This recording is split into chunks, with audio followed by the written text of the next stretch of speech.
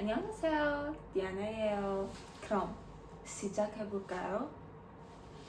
Seoul wasn't just a trip.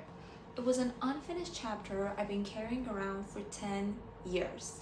Hi, I'm Diana. You've landed in FreakyPinkMacaroon territory, where travel isn't just airports and hotels, it's childhood obsessions, bad ideas, and a little bit of magic you can't explain. But before I take you through the streets of Seoul, I have to confess something borderline ridiculous, therefore deeply real. This isn't your standard look at my bibimbap vlog. This is 10 years of fangirl delusion, romantic plotting, and emotional damage finally getting its grand finale. I was only 7 when the TV started to air a historical K-drama named Jumong. One episode in, and my entire personality pivoted like a K-drama plot twist. I felt so hard for the lead actor, but here's the thing, this was the early 2000s, no Wi-Fi, no Google Translate, yet somehow I became a pint-sized private investigator and I knew everything about him. And no, I will not be sharing that for legal reasons. But my real downfall came in 2014, My Love from Another Star. Game over. That show fed me delusion on a silver platter and whispered, here's your mission. Learn Hangul, move to Korea, marry a man who didn't know I existed. Pretty straightforward, huh? And as I tend to pre-plan everything, I obviously must have had a rock-solid plan for this, which I did. Step 1, move to Seoul. Step 2, casually bump into him holding a coffee. Step 3, spill it all over his ridiculously expensive white shirt. Step 4, boom, romance, love, because you can't fight destiny. Look, I had just hit puberty, zero social life, and enough imagination to fill a 16-episode season. So yeah, this isn't just a stamp on my passport, it was me writing a love letter to my childhood self, the little girl who believed so hard in something magical, she actually chased it. So, day 1, arrival. You know that moment when something you've dreamed about for years suddenly stares back at you in giant glowing letters? Yeah, that was me at Doha Airport. DOHICN, my opening scene.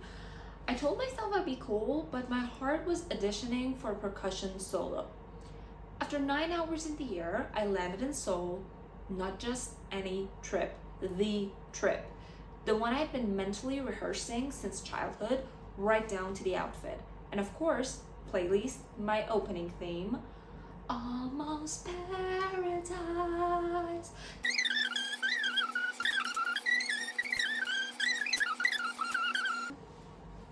Yeah, sorry for that.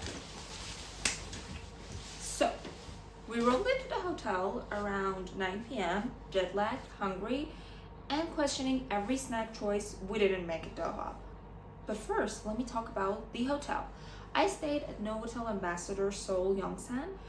It kind of gave the business meets leisure and I could casually move in. Pros were that the location was gold, it was right inside Seoul Dragon City, so you're basically neighbors with restaurants, shops, and transport. And the rooms whispered, you survived jet lag, babe, rest. And breakfast was a love confession. I mean, you have a buffet that does both kimchi and croissants. It also has a tiny cute gym, which you can burn out the guilt of snacks, and bonus, you get to spy on cute Korean guys. What's more, there is a PS5 right inside the lobby.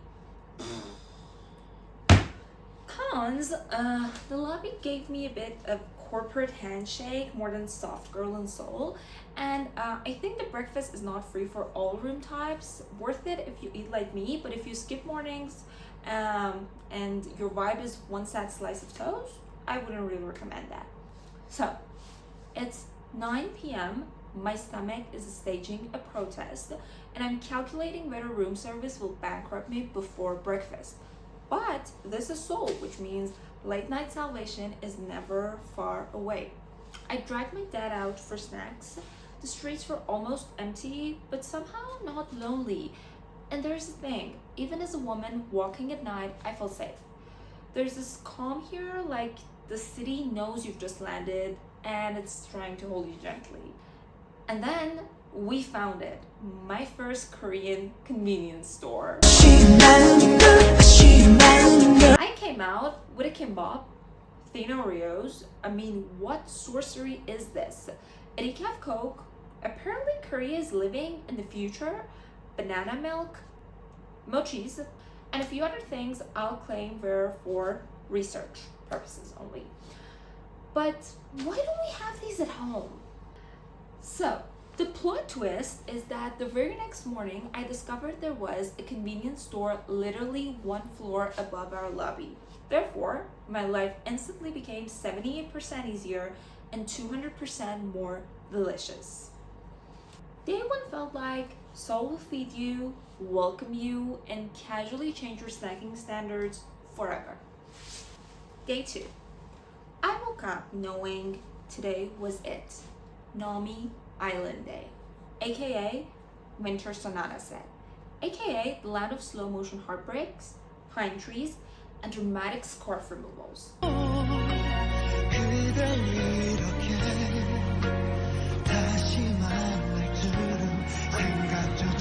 Which is hilarious because my date was my dad. So, we went on a tour bus straight to the ferry dock. Therefore, I didn't bother figuring out directions, but if you're doing it yourself, it's easy. I take train to Gyeongbokgung Station, quick taxi or shuttle, and boom, you're there. Apparently, you can also zip line into the island, like literally fly into your soft girl fantasy. And the tragedy is, there was a zip line and I didn't know about it. If I would have been dangling over that river faster than a budget K-drama heroine chasing her second lead. But alas, I took the ferry like a calm, responsible adult. Lame. But on the island, Nami is vow. The kind of vow that makes you think about your exes you don't even have.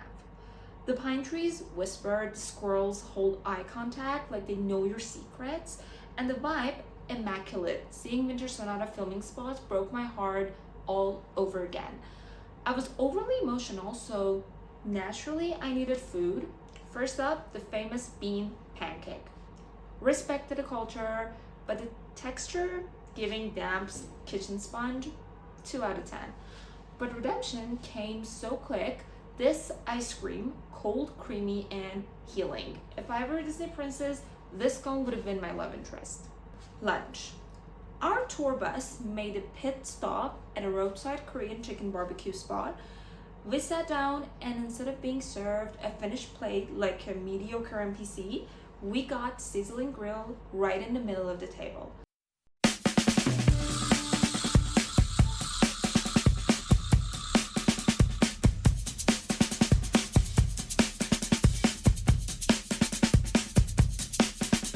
Therefore, I got to channel my inner master chef, flipping, turning, and pretending I knew the exact second to pull each piece off before it burned. The chicken, juicy, sweet, spicy, and just smoky enough to make you feel accomplished for cooking it yourself. And here's the best part. Our own bus driver was sitting right next to me. We didn't speak the same language, but when I asked the server for more kimchi, he just quietly slid his plate toward me. And later, I dropped my chopsticks, and without a word, he stood up, grabbed me a fresh pair, and set them down like it was no big deal. It was such a simple thing, but it felt like being looked after in the gentlest way. And honestly, if he'd asked, I might have married him on the spot. Our next stop was the Garden of Morning Calm. But was it really? The name promised serenity, but what we got was pouring rain, wind strong enough to flip umbrellas, and hair freeze levels I didn't know I was capable of. But really, it was still beautiful. I mean, it was wild and messy, but it was also honest, the kind of beauty that sticks. Our next stop back in Seoul was Myeongdong, which was love at first sight. I mean, bright lights, skincare stores every 3 steps, food stalls shouting at you with smells instead of words. I was sold in under 10 seconds. My first snack, of course, hot tech. A deep fried pancake stuffed with cinnamon and sugar. One bite and I saw the face of God. Why isn't this global law? And then of course I tried egg bread, which was in my opinion the way that God intended us to have our eggs. After strolling in the street for like 2-3 hours, we finally tried Chimaek. What is Chimaek? Chicken mekju, which is chicken and beer. We waited 30 minutes, got gloves, and went in like it was a sacred ritual. That chicken looked at my weather beaten self and still chose me. The mekju was great, 10 out of 10. I finished every night with an ice cream cone, and to be honest, whenever I travel I usually eat ice cream to the point of diabetes. Day 3. Between Borders and Bubblegum Romance. The sky was heavy, the playlist was soft, and I had no idea this day would feel like 3 different movies smashed into one. Our first stop, DMZ. DMZ is basically the borderline between North Korea and South Korea. It is declared a neutral zone. We left early with our tour group, headed straight for DMZ. I don't know what I expected, but what I felt was surreal. You're just meters away from North Korea, looking across a strip of land that feels frozen in time. There are houses near the border, like real homes that once held people, and now they're completely silent. And the question hits you before the facts do. Where did they go? What happened to them? And worse, what about the people still there? At the exact moment while I stood in the stillness, staring into nothing, there was probably a kid on the other side who had no idea what kind of world exists beyond that line. It wasn't loud or theatrical, it was quiet, and that silence was louder than anything else. To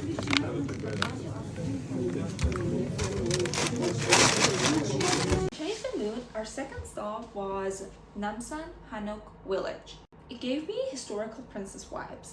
From heavy history to soft romance, because my emotional range is chaos. We walked into Namsan Hanok village and suddenly I wasn't Diana anymore.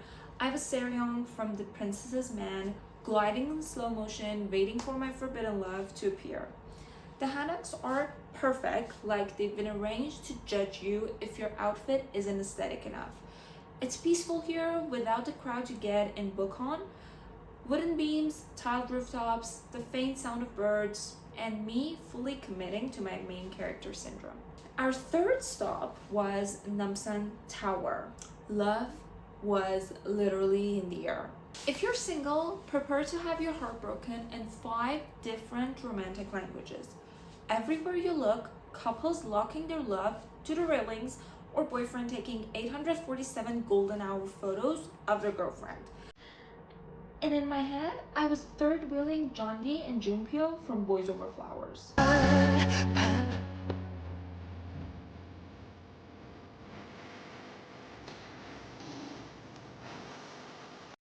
And in reality, I was side-eyeing couples while clutching a bag of honey almonds I found at the convenience store, which was golden. Yes, I almost proposed to the snack aisle.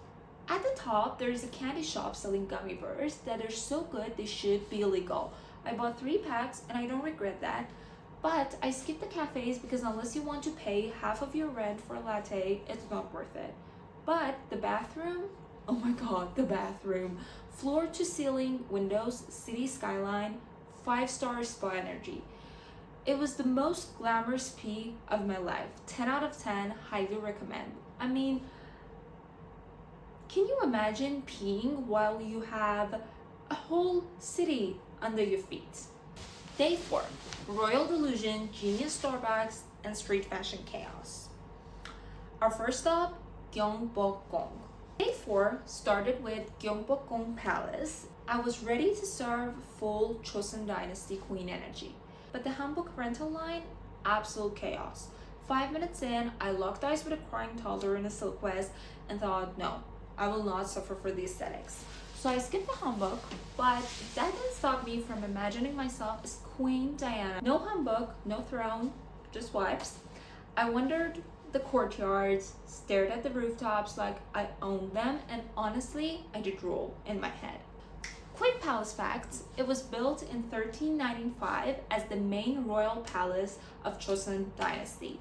Gyeongbokgung means palace greatly blessed by heaven. And you can watch the changing of the guards at 10 a.m. and 2 p.m. You get free entry if you wear a hanbok. After my royal tour, I needed something cold to cool me down.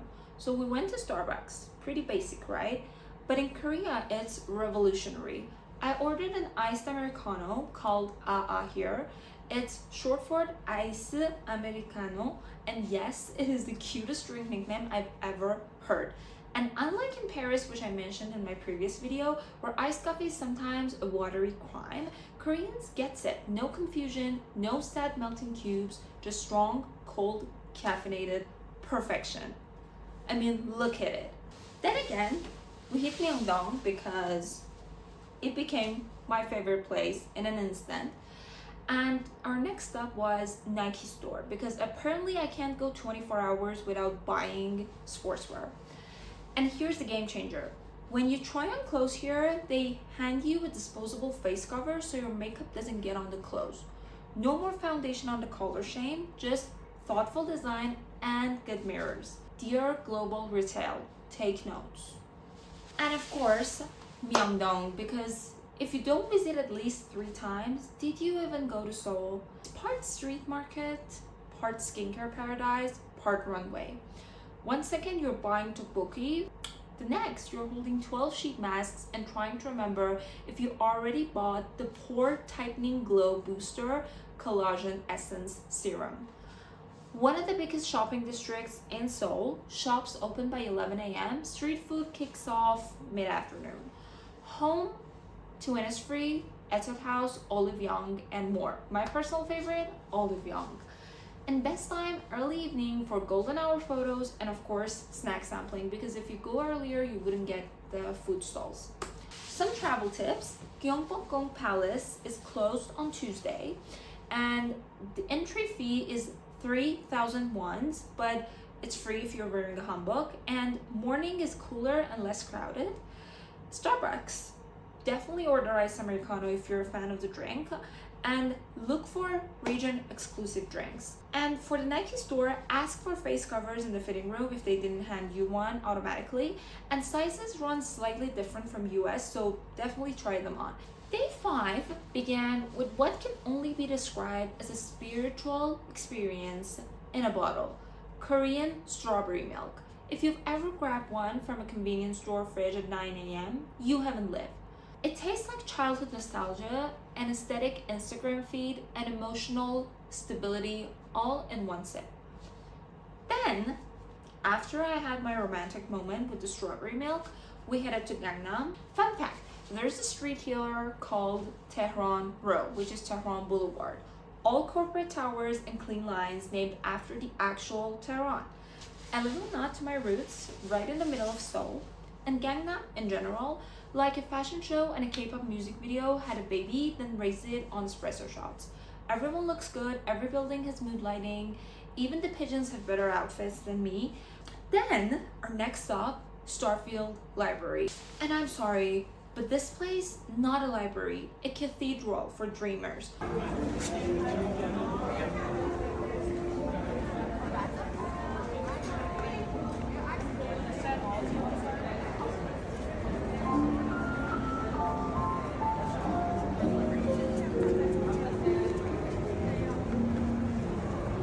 Floor-to-ceiling bookshelves, warm lighting, the kind of quiet that hums with energy.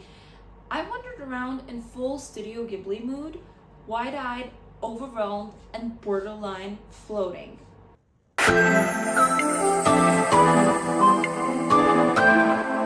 And then I saw it.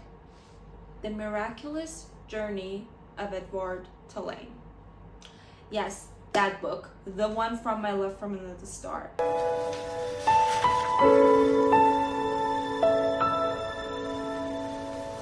옛날에 도자기로 만들어진 토끼가 있었어요. 토끼는 어린 여자아이를 사랑했고 그 아이가 죽어가는 걸 지켜보았어요. I grabbed it instantly and held it like a love letter to my younger self. It felt like magic was following me around on purpose. And to close out the day, we completely changed the energy and went to a hookah bar. It was dark, cozy, mysterious, 10 out of 10 for atmosphere, 10 out of 10 for the waiter and the biceps. But the price, more like 7 out of 10 if we're being generous. Not full regret, but let's just say I took my time with that hookah like it was the last drinkable water in Sahara. Soft girl travel tips: Gangnam, style plus business hub. Great for fashion inspo, cafes, and people watching. Best explored on foot. Good shoes are non-negotiable. Starfield Library, which is on COEX Mall. The entry is free, it's open to everyone. It is perfect for photos and quiet moments. And books are for browsing, not borrowing. Go and find your K-drama moment. About hookah bars in Seoul, expect for around like 60 to 80,000 won per set. And Itaewon and Hongdae have plenty of options. And it's great for late nights, but just maybe not every night unless you're a royalty. Day 6. One last sip. The last day in Seoul wasn't about ticking boxes. No palaces, no tours, just a quiet morning in the city before it stopped being my city.